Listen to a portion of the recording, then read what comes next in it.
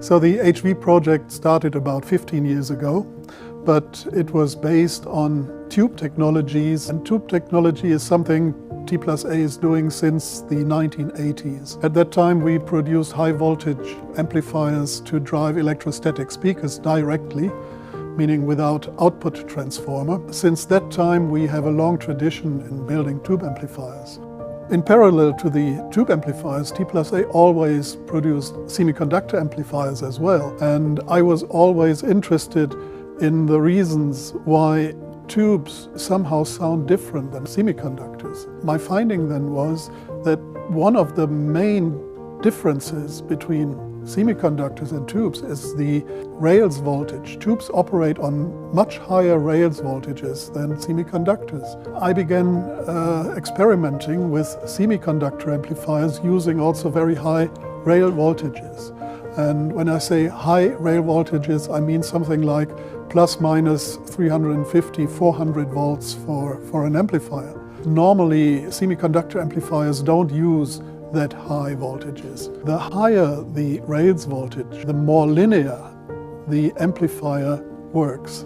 Just by raising the rails voltages, you can very easily linearize the behavior of your amplifying stages. This idea was the basic idea behind our HV technology.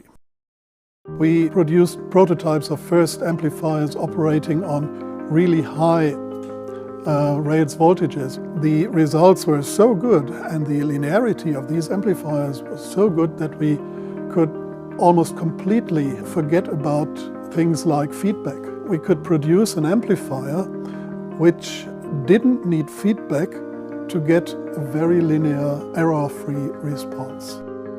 When we first measured our prototype amplifiers, it was astonishing to me that the amplifier characteristics did not change with frequency. So, for example, the distortion spectrum at low frequencies, say 100 Hz, or at 1 kHz or at 10 kHz, they were completely identical. Also, the damping factor and the dynamic behavior of the amplifiers stays completely constant over frequency. It's a very crucial point for an amplifier that all its characteristics do not change with frequency. And now this is one of the main reasons why these amplifiers sound so natural. So about the HV technology, as we say in German, es gibt keine Rose ohne Dorn, or in English, there's no rose without a thorn. Of course, the HV technology has some drawbacks, if you like. One thing is that HV technology is expensive. For the high voltages, we need special transistors. High voltage capacitors, we need high voltage power supplies. All this makes these amplifiers expensive. But the result is so overwhelming that we like to spend this money to get to these results, which could not be achieved by normal semiconductor technology. We also, of course, wanted to know what HV technology could bring to other devices like preamplifiers or even D2A converters. And so we applied our ideas to these kinds of devices as well, and we found the same results. In the HV series, we use HV technology from the source devices through the preamplifiers and the power amplifiers. So the whole chain uses HV technology.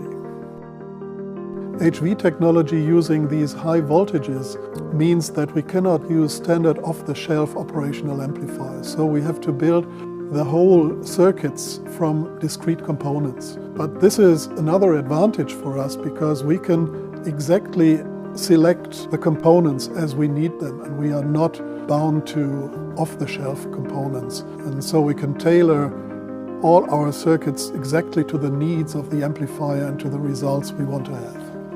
So this transition to HV technology took place around the year 2010. We made our first HV designs based on an amplifier from the foregoing V series. The V series was a pure tube amplifier series. We transferred the circuits of the then M10 amplifier to HV technology, and we produced the PA3000 HV, which was the first device in the HV series, followed by the MP3000 as a source. Finally, I have to say that developing the HV series was really a joy over all the years, because we were not restricted in any way in price or components or whatever. And so for an engineer, it was really a dream to develop this series of devices.